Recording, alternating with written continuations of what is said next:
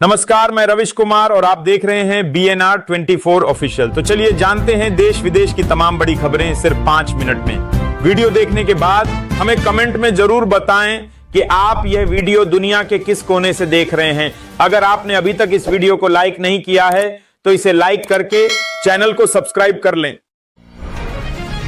G7 summit से पहले PM Modi के खिलाफ साजिश। प्रधानमंत्री नरेंद्र मोदी के G7 समिट में शामिल होने से पहले कनाडा के कैलगरी में सैकड़ों खालिस्तानी प्रदर्शनकारियों ने मोदी के खिलाफ नारेबाजी की और उनके पुतले को जेल में दिखाया। सिख फॉर जस्टिस संगठन ने इस प्रदर्शन का नेतृत्व किया। भारत ने इसे खतरनाक बताया और कनाडा सरकार से कड़ी कार्रवाई की मांग की। अब तक कनाडा सरकार की ओर से कोई आधिकारिक प्रतिक्रिया सामने नहीं आई है।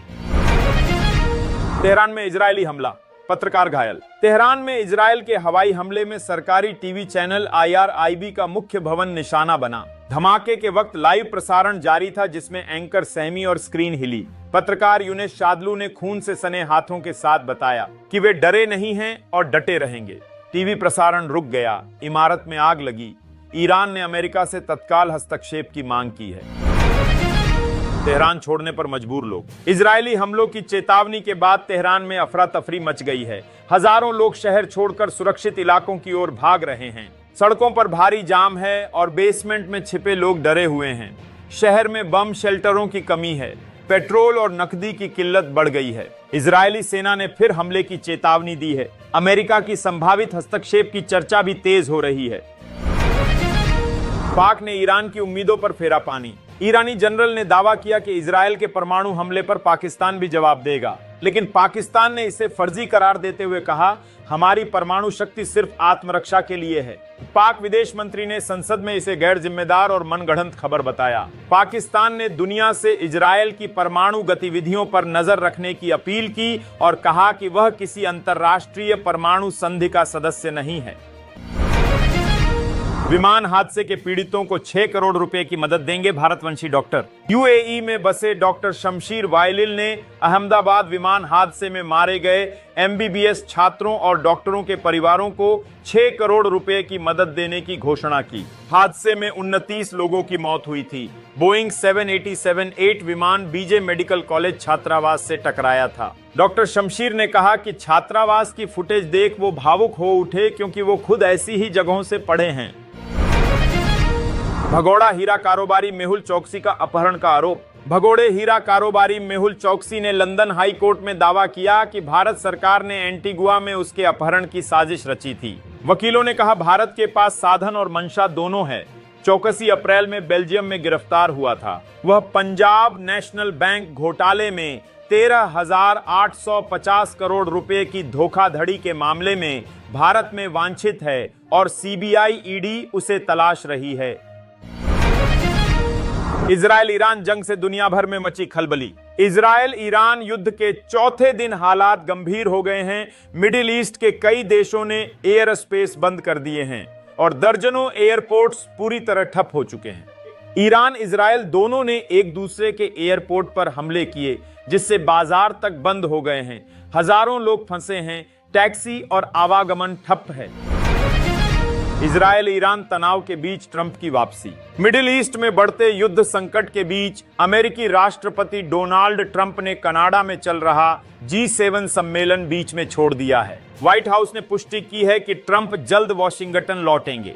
ट्रंप ने तेहरान को तुरंत खाली करने का आदेश दिया जिससे ईरान पर बड़े हमले की आशंका बढ़ गई है। इजरायल ईरान जंग अब बेहद खतरनाक मोड़ पर पहुंच चुकी है। तेहरान पर ट्रंप की चेतावनी। इजरायल ईरान युद्ध खतरनाक मोड़ पर जा चुका है। डोनाल्ड ट्रंप ने सभी को तत्काल तेहरान खाली करने को कहा। उन्होंने ईरान को परमाणु समझौते पर न साइन करने को बड़ी भूल बताया। ट्रंप के मुताबिक ईरान के पास परमाणु हथियार नहीं हो सकते। वहीं इजरायल के हमलों ने ईरान के परमाणु कार्यक्रम को पीछे धकेला है। नेतन्याहू ने कहा, शासन बेहद कमजोर है लेकिन गिराना हमारा उद्देश्य नहीं है। ईरान में फंसे भारतीय नागरिक को निकालने का क्या इंतजाम। इजरायल ईरान युद्ध के बीच ईरान में फंसे लगभग 6,000 भारतीय छात्रों की सुरक्षित निकासी के लिए भारत सरकार ने रेस्क्यू ऑपरेशन तेज कर दिया है। कुछ छात्रों को तेहरान से कौम और उर्मिया से आर्मेनिया सीमा की ओर भेजा गया है। भारतीय दूतावास हालात पर नजर बनाए हुए है और सुरक्षित स्थानों पर छात्रों को शिफ्ट किया जा रहा है। इमरजेंसी फॉर्म और हेल्पलाइन नंबर भी जारी किए गए हैं। चीन के परमाणु हथियारों से दुनिया में हड़कंप। स्वीडन की SIPRI रिपोर्ट में खुलासा हुआ है कि चीन हर साल 100 नए परमाणु हथियार जोड़ रहा है और अब तक उसके पास करीब 600 हथियार हो चुके हैं। चीन ने 3 रेगिस्तानी और 3 पहाड़ी इलाकों में लगभग 350 नए ICBM साइलो बना लिए हैं। रिपोर्ट के मुताबिक चीन अब कुछ मिसाइलों पर परमाणु हथियार तैनात भी कर रहा है, जिससे भारत सहित पूरी दुनिया चिंतित है। पीएम मोदी के साइप्रस दौरा से तुर्की को सीधी चुनौती। प्रधानमंत्री नरेंद्र मोदी ने साइप्रस के राष्ट्रपति संग मिलकर तुर्की के कब्जे वाले पहाड़ों का निरीक्षण किया। दोनों देशों ने आतंकवाद पर साझा मोर्चा बनाते हुए भारत के ऑपरेशन सिंदूर के बाद एकजुटता दिखाई। साइप्रस ने पाकिस्तान समर्थक तुर्की के खिलाफ भारत का खुलकर समर्थन किया।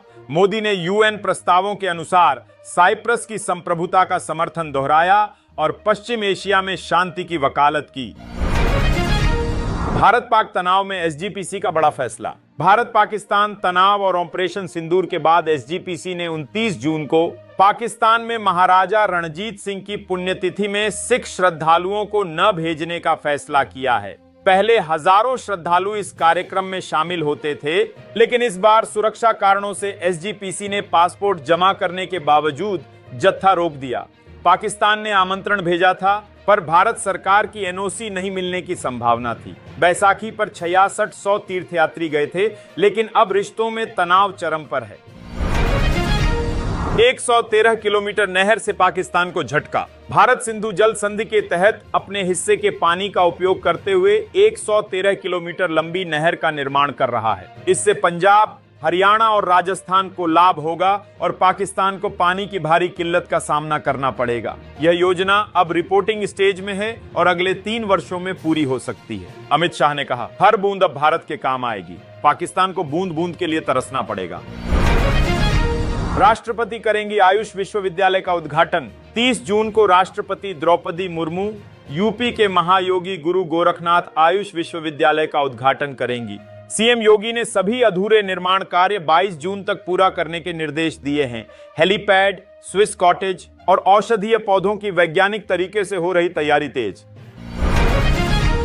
पटना को मिलेगा वाटर मेट्रो का तोहफा। पटना को जल्द मिलेगा वाटर मेट्रो का तोहफा। केंद्रीय मंत्री सर्बानंद सोनोवाल ने गंगा नदी में वाटर मेट्रो चलाने की घोषणा की। पटना को जलमार्ग हब बनाया जाएगा। 1 माह में टास्क फोर्स बनेगा। 50 करोड़ की लागत से शिप रिपेयर सेंटर, 16 नए जेटी और अर्बन वाटर मेट्रो प्रोजेक्ट पर भी तेजी से काम होगा, जिसके चलते फिजिबिलिटी रिपोर्ट तैयार की जा रही है। साइप्रस में मोदी की सांस्कृतिक कूटनीति। प्रधानमंत्री मोदी ने साइप्रस राष्ट्रपति को कश्मीरी रेशमी कालीन और आंध्र की चांदी की कलात्मक पर्स भेंट की। यह उपहार भारत की सांस्कृतिक विरासत को दर्शाते हैं, जो मोदी की सांस्कृतिक कूटनीति की मिसाल बनते हैं।